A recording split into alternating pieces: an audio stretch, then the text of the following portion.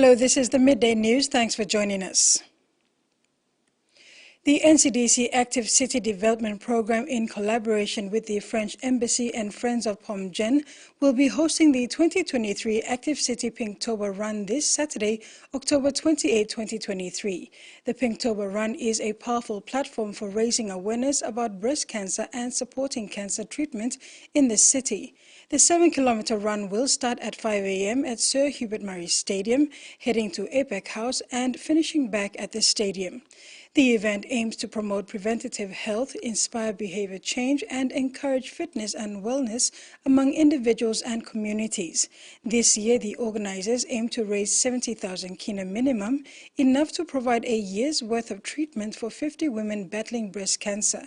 The funds will be directed towards purchasing essential medications for breast cancer treatment. The Permanent Parliamentary Committee on Law and Order began consultations for the Momasa region at the Lay Forestry Institute on Monday. The Permanent Parliamentary Committee on Law and Order is led by William Bando, member for Lake Koroba, Lake Kopiago. The committee is on a fact-finding mission to establish the root causes, make recommendations, and present its report to Parliament once it concludes consultations in all 4 regions over the next few months. The Permanent Parliamentary Committee on Law and Order has begun its consultations for the Momasa region on Monday at the Lay Forestry Institute. The committee met with community leaders from within Lay City's settlements, ward councillors from Morobe Province, who aired their views on growing unemployment-related issues forcing the youth to turn to crime. They appealed to committee members to enforce tougher laws on offenders and furthermore suggested they get the youth involved in agricultural activities.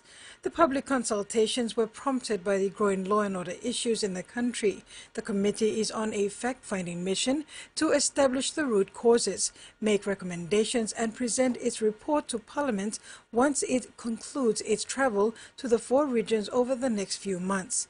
The committee is led by William Bando, member for Pomio, and committee members are Robert Naguri, member for Bogia, and Luther Wenge, governor for Morobe.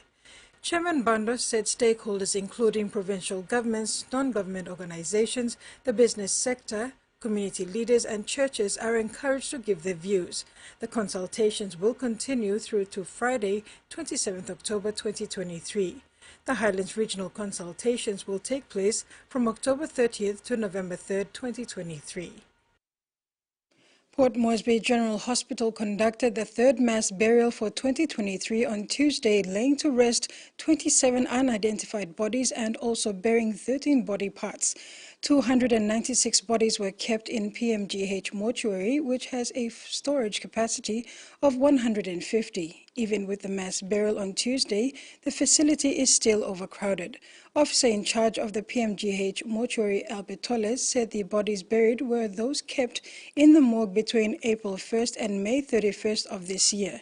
There are plans for another mass burial for bodies brought into the morgue between June and July this year. The hospital uses up to 40,000 kina to conduct mass burials. Costs cover advertising in the 2 daily newspapers, the list of unclaimed bodies, and the contractor who provides the coffins, transportation, and burial. UOG students from Nawai district have been praised for their responsible handling of 50,000 kina in funding allocated for accommodation support. MP Theo Pelgen commended the students for their transparent reporting and urged all fund recipients to follow suit for accountability. He stressed the importance of ensuring funds are used for their intended purposes.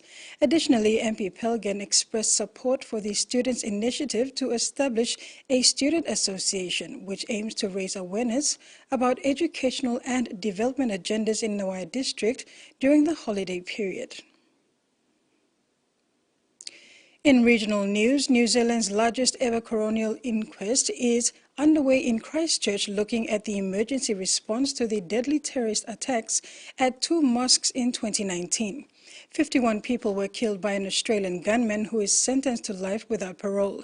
The inquest will look at what lessons can be learned and if any of the deaths could have been avoided. 4.5 years after the deadly terror attacks on 2 Christchurch mosques, The victims' families came to the city's coroner's court for answers, for themselves and for New Zealand. The most important thing is the lessons that we learn, how to actually prevent this from happening again to anyone else. 51 people died after heavily armed Australian gunman Brenton Tarrant opened fire during Friday prayers on March 15, 2019. This inquest will look into the events that day, including the emergency response from police, paramedics and hospital staff, the arrest and whether any lives could have been saved.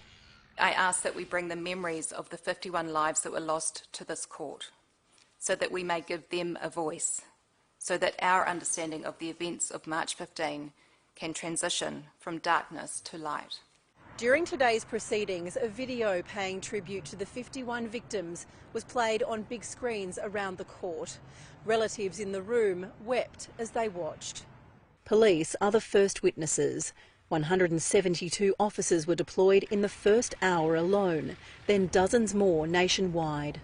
The operation was the largest homicide investigation undertaken by the New Zealand Police, with the size and scope of the offending being unprecedented in our history.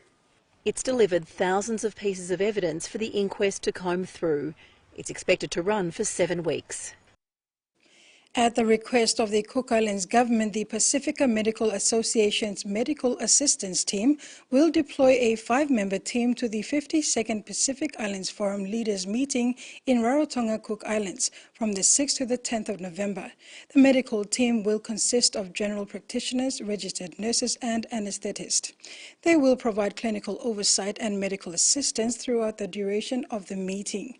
More than 100 delegates from across the region will convene to work towards achieving the Pacific Leaders' vision of creating a resilient Pacific region. Thousands more electric car chargers are destined for Queensland streets, with the state government making a multi-million-dollar investment in car charging stations. Brisbane businesswoman Justine Douglas is an EV convert. You know, we went into it and went, oh, are we going to be stuck? Are we going to run out of battery? That hasn't happened. Her electric car needs a top-up every couple of days. She says the government's announcement of 2,500 new charging stations is fantastic. The more the better. There's going to be so many more EVs on the road, so let's embrace it. There's about 23,000 EVs on Queensland roads.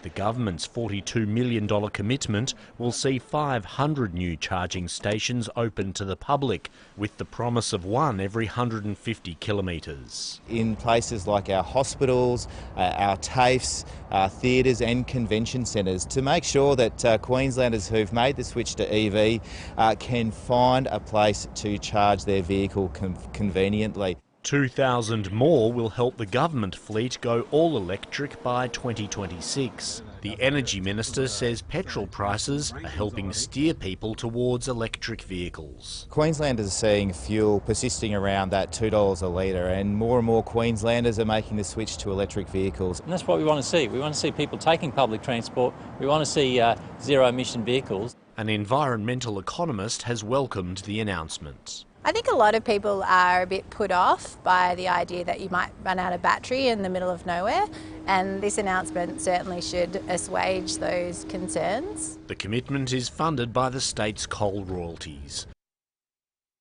In sports, the PNG Peppers remain unbeaten, registering a third consecutive win against Singapore A side on Tuesday evening at the OCBC Arena in Singapore.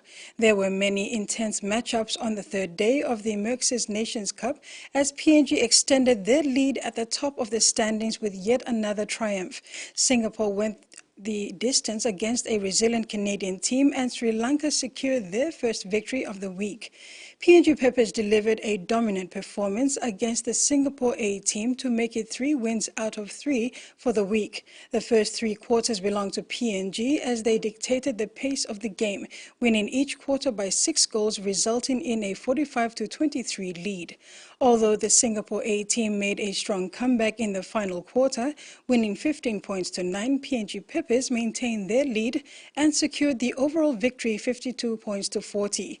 Peppers co-captain Madison Sivia attributed their strong performance to their teamwork. PNG plays Sri Lanka this evening at 7 p.m. That's all for now. Do join us this evening at 6 for the main news. Bye for now.